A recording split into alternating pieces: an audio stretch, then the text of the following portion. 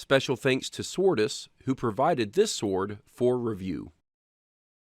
In my last review, we took a look at the Noble Arming Sword from Everest Forge, and it was basically a failure in almost every respect. Aesthetically, it had a lot of problems, and functionally, it had even more. Doesn't mean necessarily that Everest Forge can't make a good sword, though, because as bad as this one was, quite frankly, this one's pretty good. This is the Copesh with Protective Guard from Everest Forge. Let's take a look.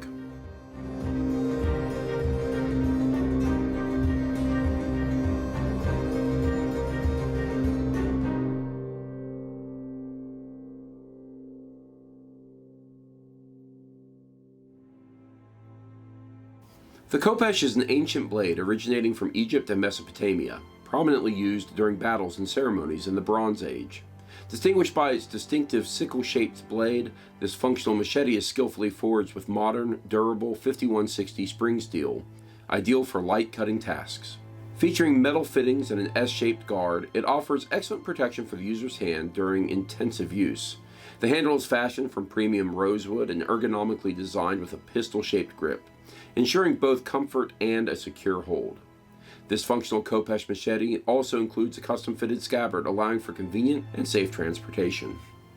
Before we start the review of the sword proper, I do want to make a quick note about the scabbard. It is a very basic scabbard implementation, frankly not too dissimilar from what you'd see in, say, a flea market style sword that you might get from Pakistan. Overall, it does function because of the shape of the Copesh. You're not really going to have just a scabbard you can just draw from. So the way they've implemented this is with these clasps, one for the handle, 4 for the blade, and out comes the sword.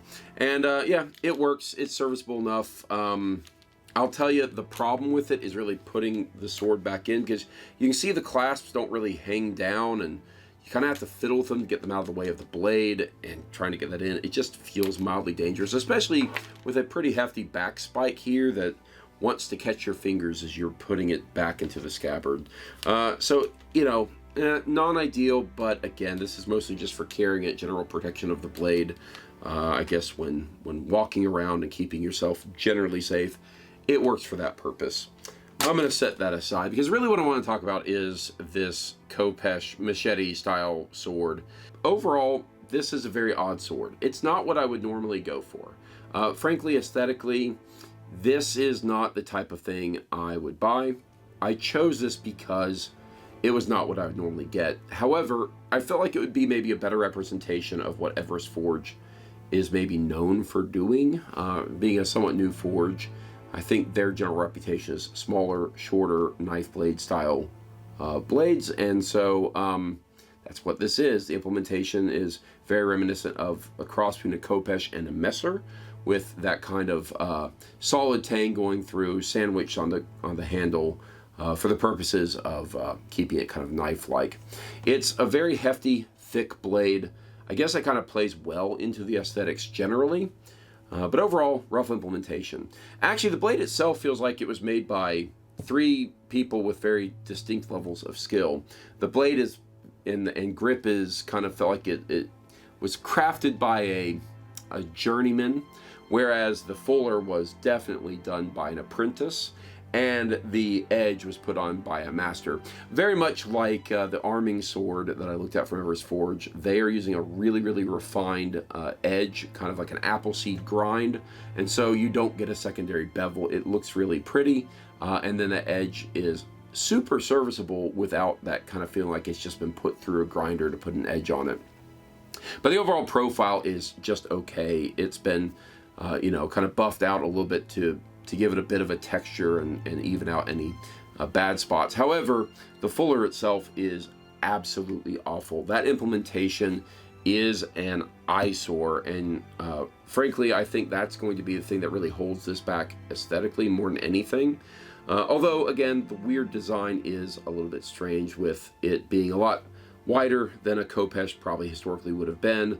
The grip going into a pistol grip. The whole hilt is basically, I don't know, like an odd saber design, Polish saber maybe.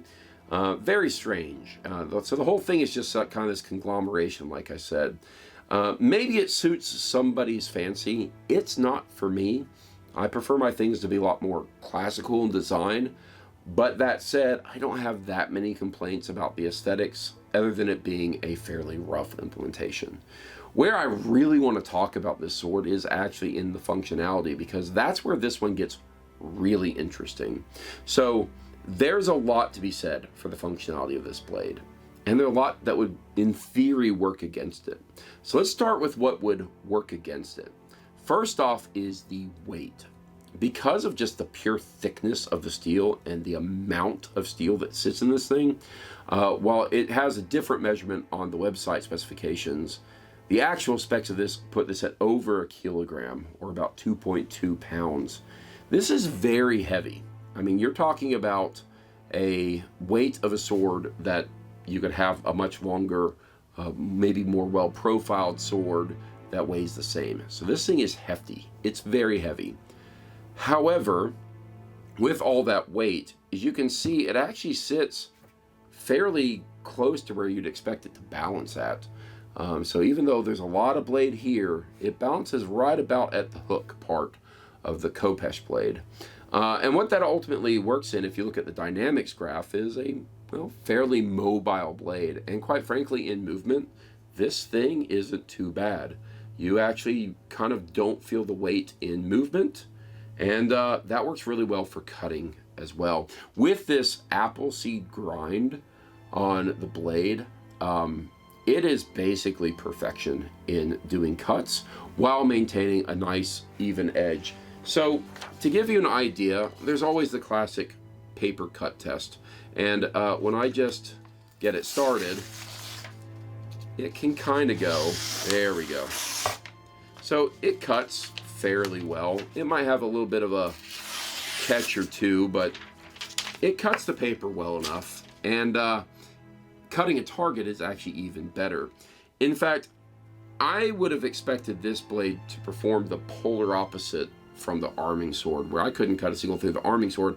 I half expected this one to be very difficult to get through target. But realistically, every target I hit was really it's like butter. It went through very easily. The foam target especially, just it was very little resistance on it. That's good. That's surprisingly good. One of the downsides, I suppose, with the shortness of the blade is that when I was cutting a kind of a jug target, I missed it. I was a little bit too shy of getting a full cut through, and I think that's just more of me having less familiarity with cutting with such a short blade. But that said, I do want to talk about, again, the performance of the cut against a foam target. I actually kept part of this big pool noodle just to show you how even a cut that ended up being. And every cut was like this. No real catching, no real divoting. I was able to keep a very straight edge on it. No tearing, and yeah, it worked extremely well on those foam targets. And again, the maneuverability of it is actually pretty good. I will say that one of the downsides in terms of the grip itself is it is a bit hefty. I would prefer maybe a slightly smaller grip to get my hand around it a bit better. But with the pistol grip style, you can treat it kind of like a saber. It is a bit heavy again, so having maybe not the thumb grip up on the spine of the crosshairs, probably going to want to just hammer grip it. But overall, it worked well in movement. I really can't complain a lot about the functionality. It was just so bizarrely perfect for acting as a cutter. And maybe that's where it gets that kind of machete nomenclature from here. It acts like a machete. Machetes are known for basically one thing, hacking through things. And this is a bit of a hacker too. I did put it against some wood and chipped away at some wood. And then of course it retained its cutting edge.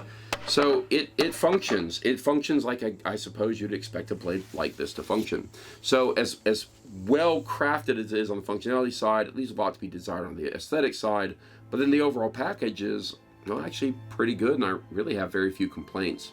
Now I have to ask myself, would I want to spend the slightly over $180 that this thing would cost?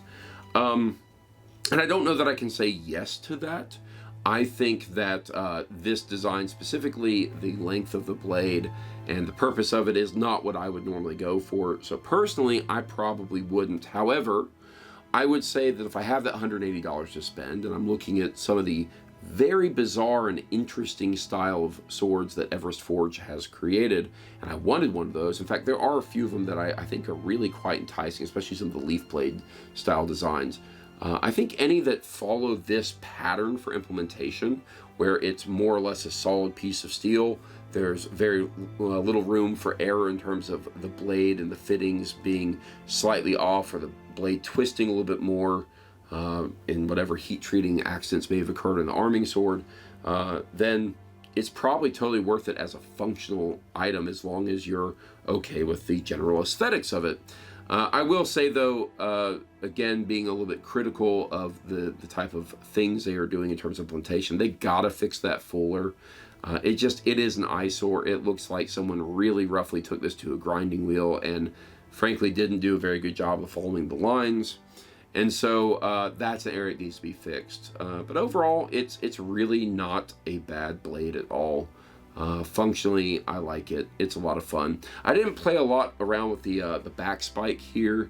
I didn't really have much of a purpose for it, but of course that would be, you know, any cut you're doing that you could flip back around and maybe catch with that back spike. It would certainly be very serviceable. It is definitely sharp enough on this back side of the blade, but I would actually argue that the sharpness on the false edge, as it were, of this Copesh is more of like an axe grind, whereas the blade itself it's slightly axe grindy, but it is more of that kind of appleseed sword grind.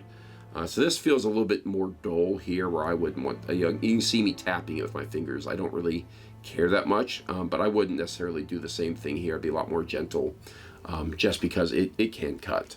So overall, yeah, it's serviceable. I think it's an example of what Everest Forge can do right, but again, I think there are certainly some aspects of this that they need to improve upon. So again, if you're looking at the broader catalog of Everest Forge, use this one as the example and use their arming sword as the counterexample of the type of implementation details you're going to want to look for to maybe determine if it's worth the risk, as it were, of making the purchase. And again, anything that feels a little bit more solid in its implementation and less complexity in how the hilt is implemented is probably a good signal that you'll get a decently functional blade. So overall, yeah, this is I guess a moderate recommend for me if this is the type of thing you're looking for. You're certainly not going to be steered wrong if you really like the way this looks and you want it to be functional, because one thing that Everest Forge definitely has going for them is it's a unique design. Never seen something like this before. I'm sure maybe there are other things that come close, but if for some reason you're, I don't know, half Egyptian and half Polish, and you want something that represents both of those those cultural historical touchstone pieces, and maybe this weird Polish saber-hilted Copesh is right up your alley, or if you just think this is a fascinating piece you'd want to play around with, yeah, maybe it's worth it. I definitely think the price isn't completely terrible. It could probably be a little bit lower. I don't know how much tariffs or anything like that is currently plaguing a lot of the international shipping might be applying to the prices here. But yeah, it's okay. So if you want to check out this sword, this one was provided by Swordus as well, and I'm very thankful for them for doing that. So I'll have a link for this one below. You can check it out. You can also check out the Sword Dynamics craft that I've started linking those in the description, so you can actually see it on the Enza Sub Kalo website. Instead of doing like a big production on the graphs, I figure I'd just directly link people so they can see the stats, you know, the raw stats and how it plays into the dynamics. And yeah, interesting sword. I'll be very interested to see where Everest Forge goes in say maybe the next couple of years, see what happens when they refine their output, they resolve a lot of quality control issues with some of their other swords, and maybe they can throw out some more wacky designs like this one that are certainly going to be fairly unique. Because I kind of feel like what they're going to play against in terms of competition is their price ranging kind of around that windlass Steelcrafts, maybe actually a little bit cheaper than windlass these days in terms of price point, and then from the kind of aesthetics or kind of market share they're looking for, it's actually more like zombie tools. Shiny, not blackened blade zombie tools, but it's that kind of weird thrown together aesthetic to some extent. Yeah, so if it's what you're looking for, check this one out. Definitely check out some of the other offerings that Everest Forge has. They have some very interesting designs. Overall, not a bad go into kind of being new to the market, and I'm definitely curious to see where they go.